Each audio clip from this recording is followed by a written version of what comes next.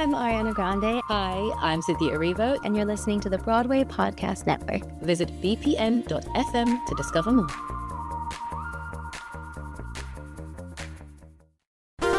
There's a cat over here. There's a cat over there. And the wrong one died. And the wrong one died.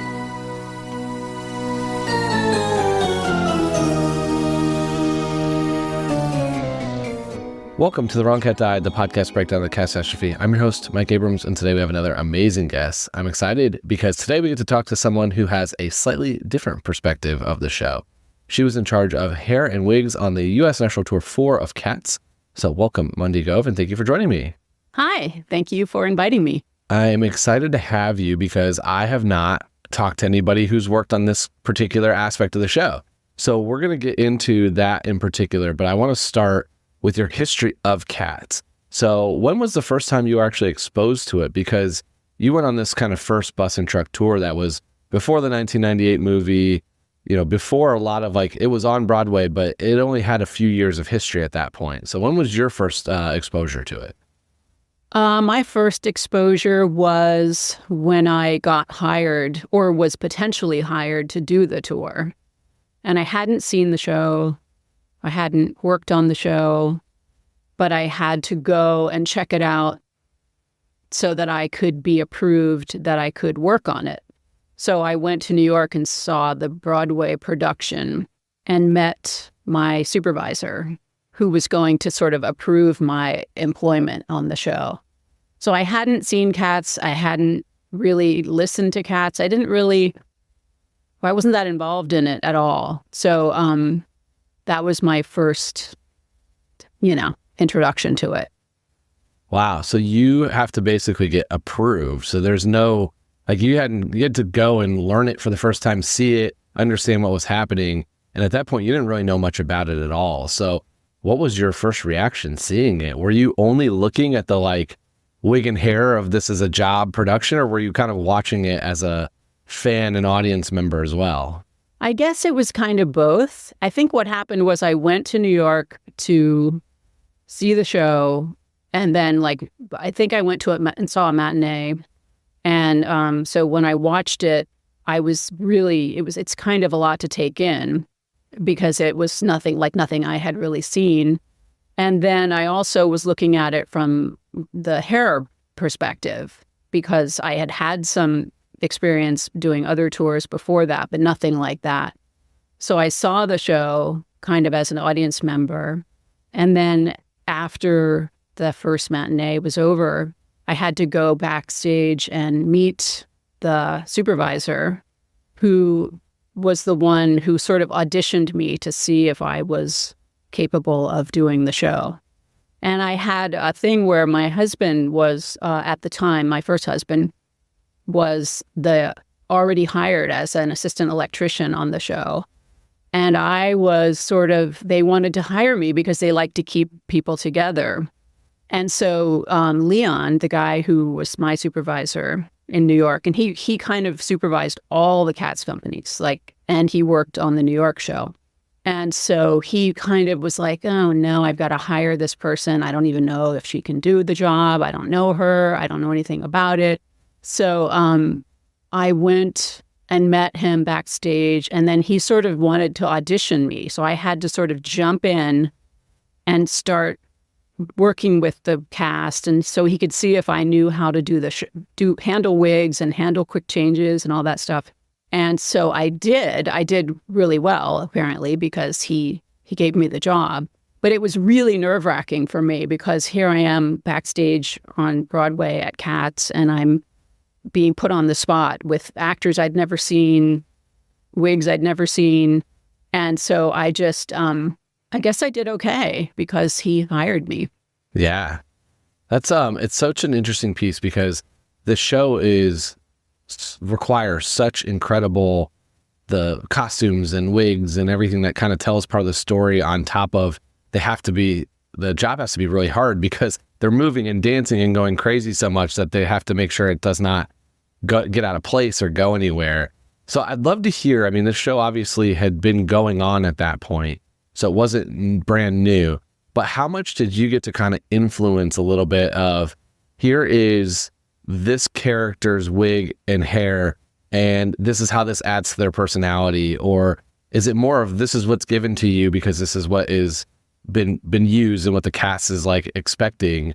How does that like go back and forth? How much do you get to have some creative moments into this versus how much is just kind of told to you and then you're just executing?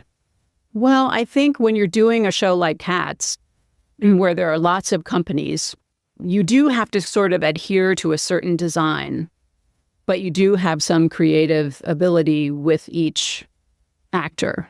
And so that's what I liked doing. That's why I like doing wigs, because it's a little bit more creative than doing costumes, because you do have to sort of finesse things to meet that character's, their appearance or the way they want to portray it.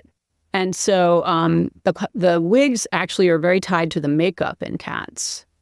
And all the different companies have different people who oversee that. And whether it's a hair person or someone who came in to sort of originally set the designs, they're all working off of the original sketches, but you still have some leeway.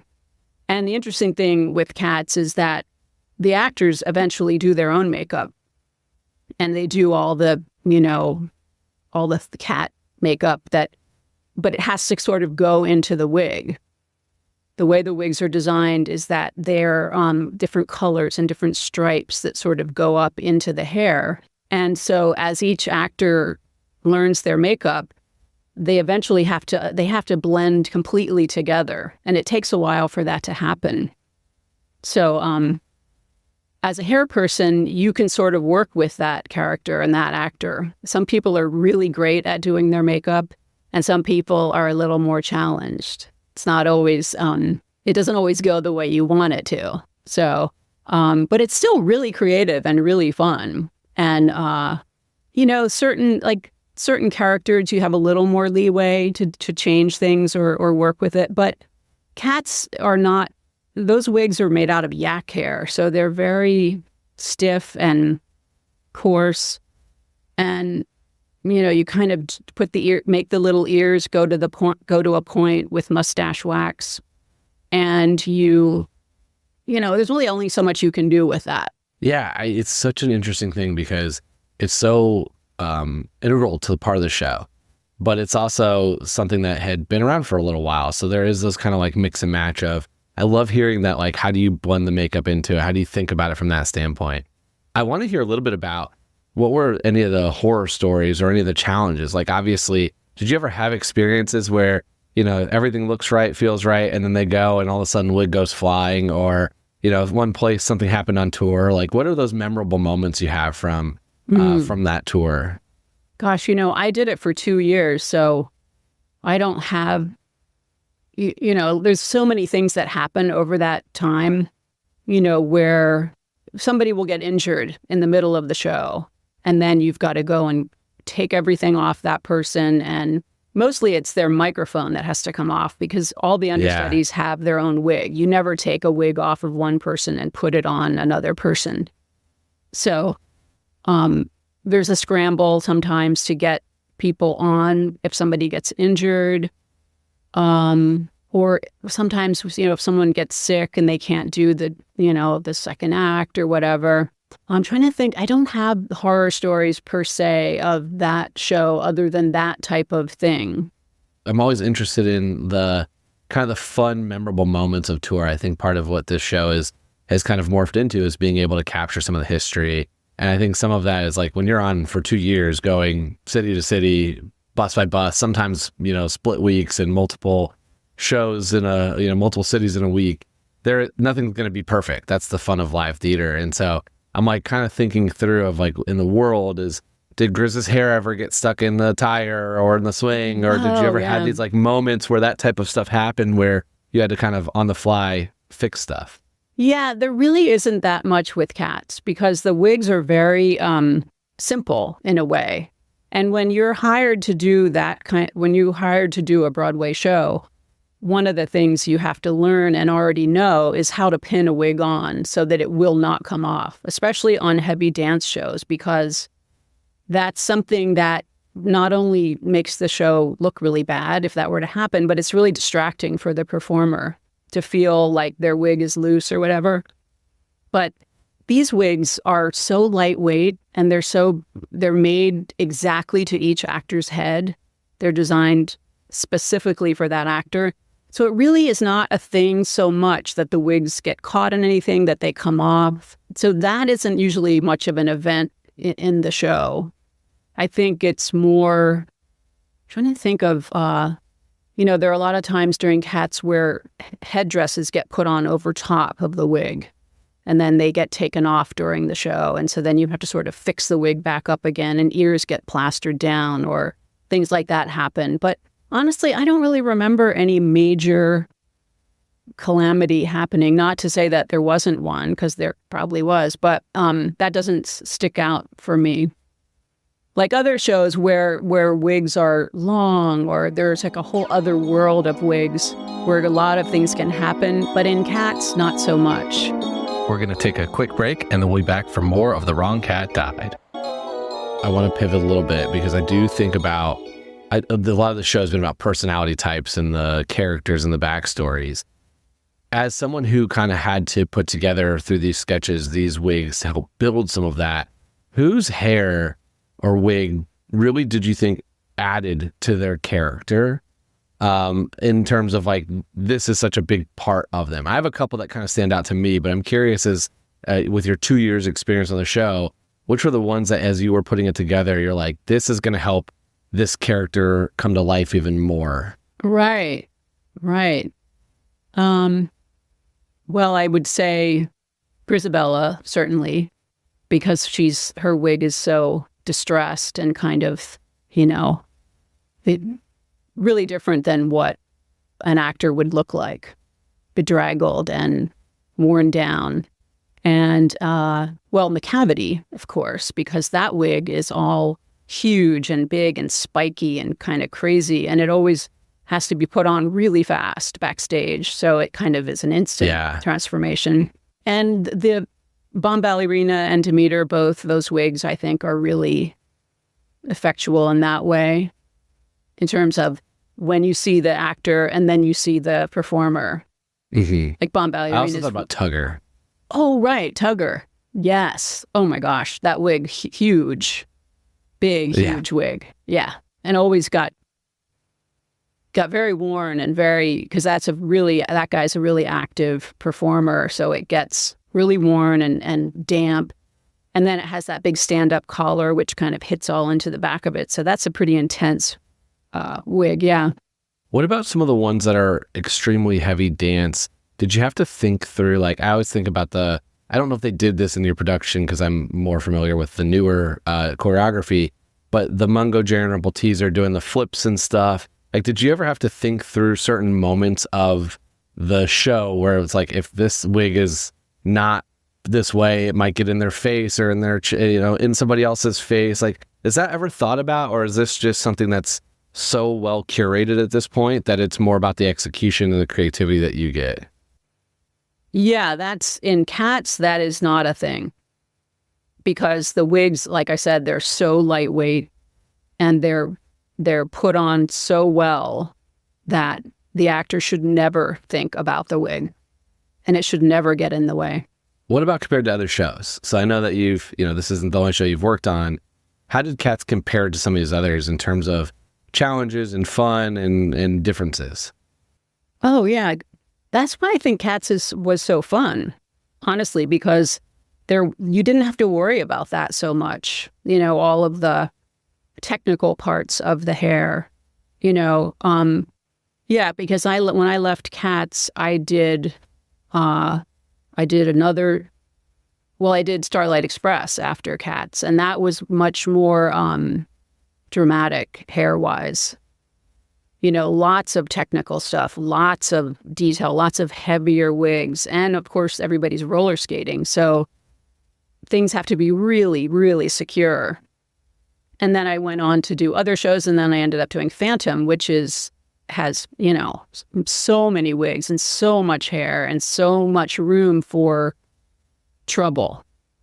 So Cats that's part of the reason why I think it was such a dream job and it was so fun. Aside from all the people who were on that tour were so amazing, the actual work was really not that difficult in that way. Did you notice, I know you mentioned 2 other Andrew Lloyd Webber shows. Did you notice any similarities across the 3 shows in terms of the way, especially in your world, it was designed? Oh, yeah, totally. Very similar stuff. Makeup that goes into wigs and designs that are kind of fantastical and fun. And just the idea that they're ensemble shows, not so much Phantom, really. Well, it is too, but like Cats and Starlight are both ensemble shows. Like they're not star shows. So it kind of makes the show all... Well, there isn't that hierarchical way of dealing with the cast. It's just like everybody's there, everybody's doing the job. And that makes it really fun and kind of really easy, Yeah. Yeah, that's so true. I mean, the ensemble shows, and I mean, Starlight feels like Cats with roller skates. I know. It's a very similar plot and concept. But from your perspective, it's very different. And then you think about Phantom again, very different, a lot more. They have a lot more in their costumes, just bigger things versus Cats. It's like the cat hair, and that's kind of mostly it. Yeah.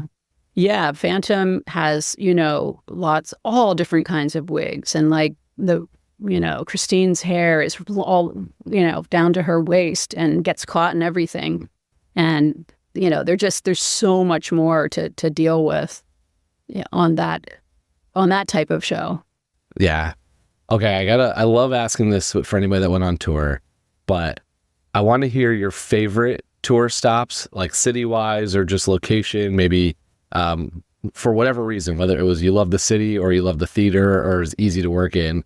And then I also love to hear Lee's favorite. So over those 2 years, let's stick it to the Cats 2 years. Okay. What were your favorite and least favorite stops on tour and why? Okay. Well, I do remember one year we did 117 cities in a year. I remember because I wrote down every single city, split weeks and week. So I think, my favorite cities would be a toss-up between San Francisco and Hawaii because we got to go to Hawaii for 2 weeks. And wow. So on one hand, it's harder because it's humid, which affects hair a lot. But we got to do all kinds of fun stuff while we were there, because it's Hawaii. So it was really like a vacation, but work too, and just fun. And honestly, I don't even know how they got all that stuff over there. When you think about it, it must have been mind-boggling to do. But we had a lot of fun there. And we just did all kinds of stuff during the day, and then we would do the show at night. So that was great. And San Francisco, I just always loved because we always got to stay there longer. And I love the weather. Yeah. What about, I think I love hearing that because you picked fun cities. And then also it seems like places you were there for longer, whereas on a tour where you did, I think you said 170 plus cities, 2 weeks seems like an eternity when you're doing like 2 days in some other places. So I'm sure that added to it. That's a big part of it. Yeah. What about least favorite? I always love to ask. What part of the country did you... And it could be for other reasons. It doesn't have to be the city. It could be the theater was really tough or humidity made the job harder. But did you have any place that stood out as a challenge? It's really hard to remember because I was on tour for like a decade. So yeah, there's so many cities that are just like, But I would say probably somewhere in the South where the weather is really tough. If you're down there in the summer, like Shreveport or Mobile, Alabama, or, somewhere down there where the theater's really small. It's really just tricky. And then the climate is difficult. So I don't know that I have one in particular that not from Cats, maybe from other shows, but not from Cats. I do remember New Orleans, as much as it's a great city, we did have a lot of the people on the crew got to travel with bikes, which got put on the trucks. And so we had like 15 bikes in there or something, but we couldn't have them at the theater in New Orleans for some reason, or in the hotel. So they all got kept on the truck, which was stored outside of the city somewhere. And they all got stolen out of the back of the truck. Wow. So everyone lost all of their bikes. And so we loved having bikes so we could get around the towns and the cities that we were in. But we lost our bikes all from New Orleans. But New Orleans is a great city, but it had that one negative thing that happened. Yeah. There's a lot of those where the moment, what happened to you in that particular time can shape an experience of a city, whether the city's amazing or not. There's been examples of that over time. And it seems like New Orleans has had a few more of the challenging moments on your tour and then even the tour after yours. Oh, yeah? There were some stories there of pretty consistently. So Oh, interesting. I wonder if it's just a memorable city or if there's something else to that. Yeah. Let's do some Cats rapid fire. So if you could perform in Cats, which cat would you want to go on as? The white cat, Victoria. Do the whole dance, do the lift and everything. Beautiful, just beautiful cat. Yeah. Okay. Who are your favorite and least favorite characters in the show? Well, gosh, that's hard. I would say Tugger is probably one of my favorites. Yeah. Fun, funny. I liked that character from the very first time I saw the show. And I liked the actor who played the character. So that character is one of my favorites. And then you're asking my least favorite?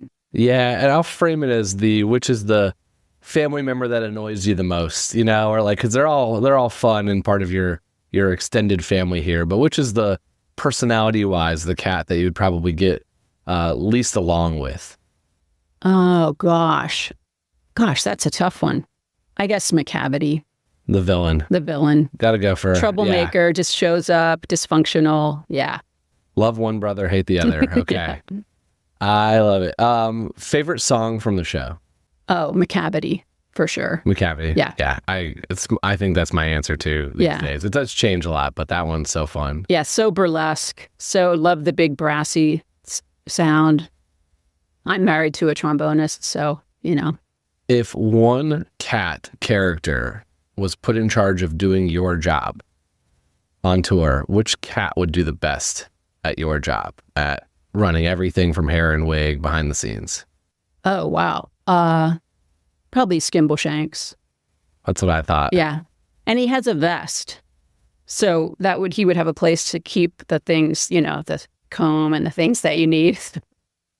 Attire. I didn't think about attire. I was thinking purely personality, but I love that he's ready to go with being able to pull all the stuff out that you're wearing. So it's even more so the case. Right. And his personality too is kind of, keeping everything under control.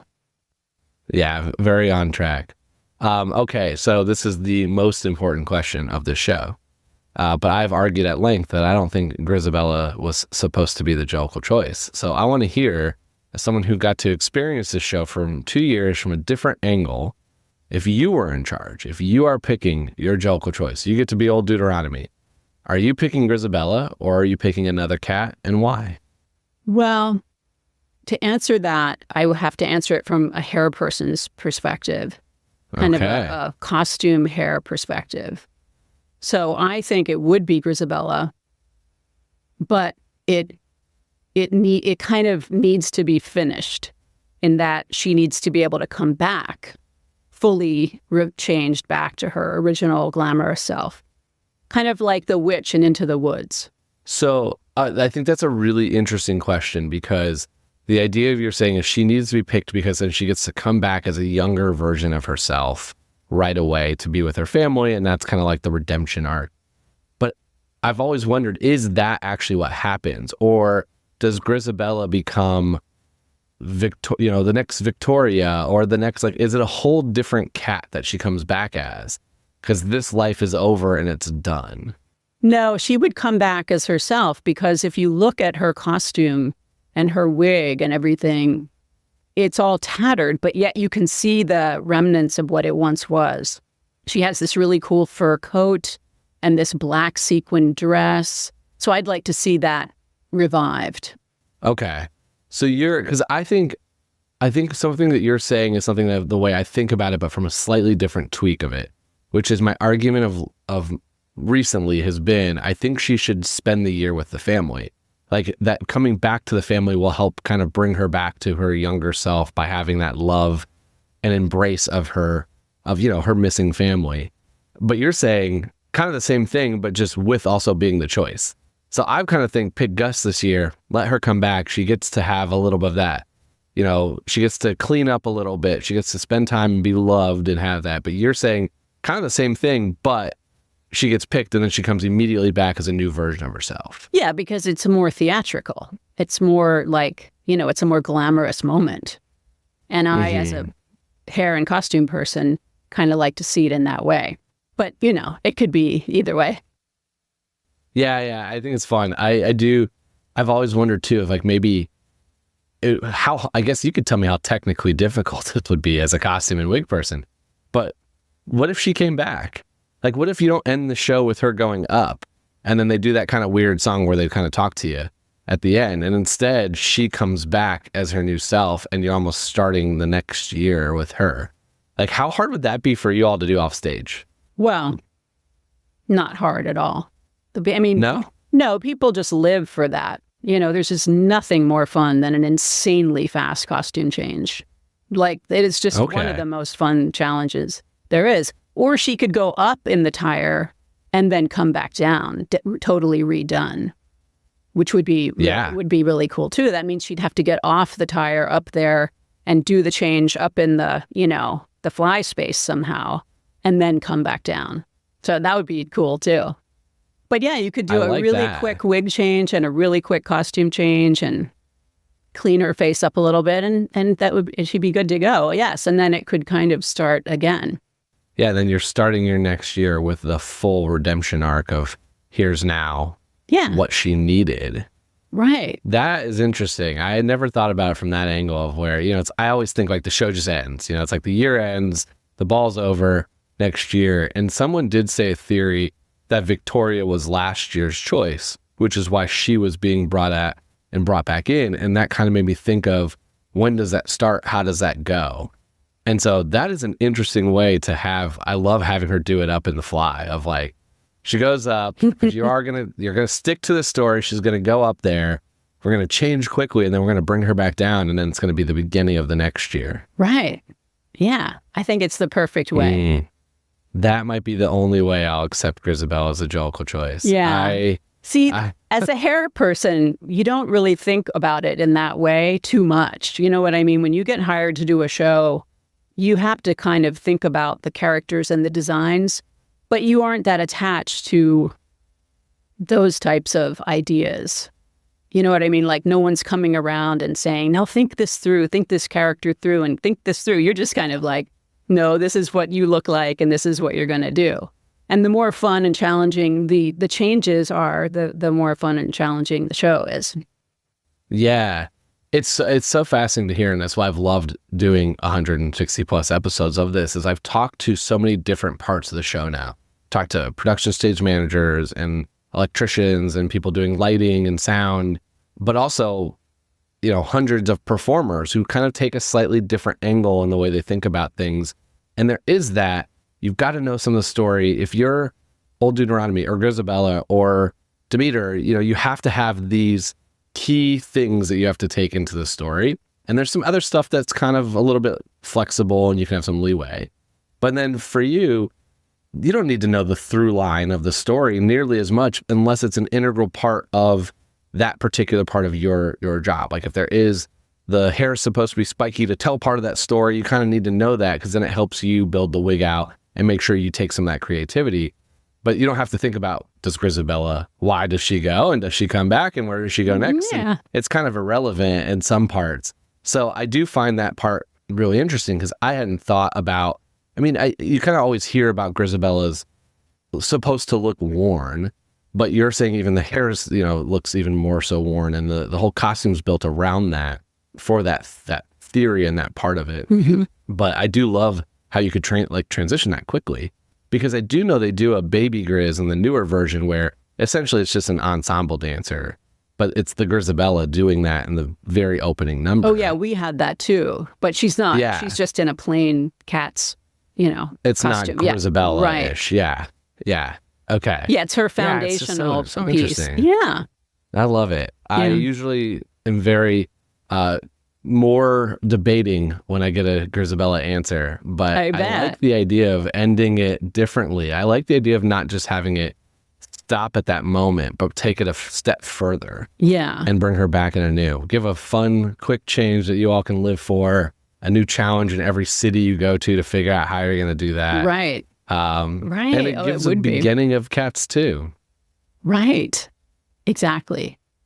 Yeah. I mean, her wig is very, it's the only one in the show that's made out of human hair.